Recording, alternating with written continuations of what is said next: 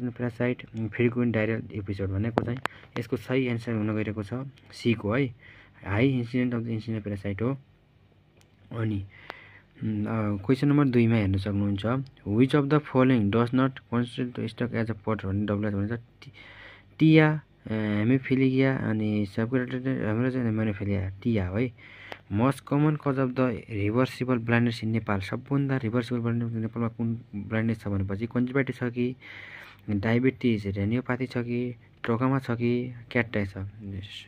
सबैमा हेर्नु भने क्याटाई नै देखिन्छ किनभने सब उगो नै छ।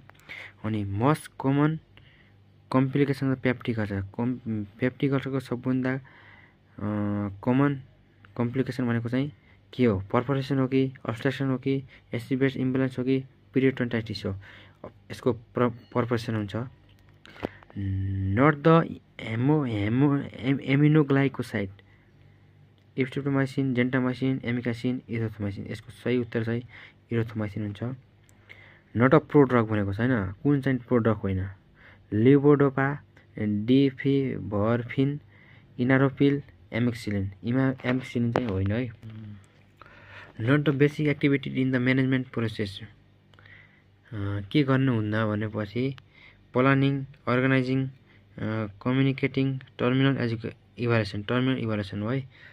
अनि who's leave can is maximum store in the Nepal health भनेपछि कुन बढी स्टोर गर्छ नेपाल हेल्थले भनेपछि home festival service six and casual सिक्समा गर्छ है।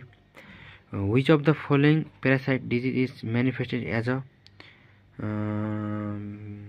हाइड्रोसिलमा चाहिँ कुन छ स्कोपोटाइफस जेई लुसिमानिसिस फ्यालाइटिस यसको चाहिँ फ्यालाइटिस है।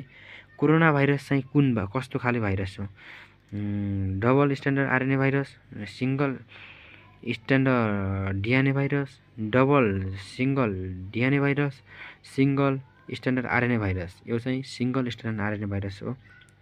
Longest nerve in the body भनेको चाहिँ कुन हो radian nerve median nerve sciatic nerve and ulnar nerve यसमा चाहिँ सेटिक नर्भ हो।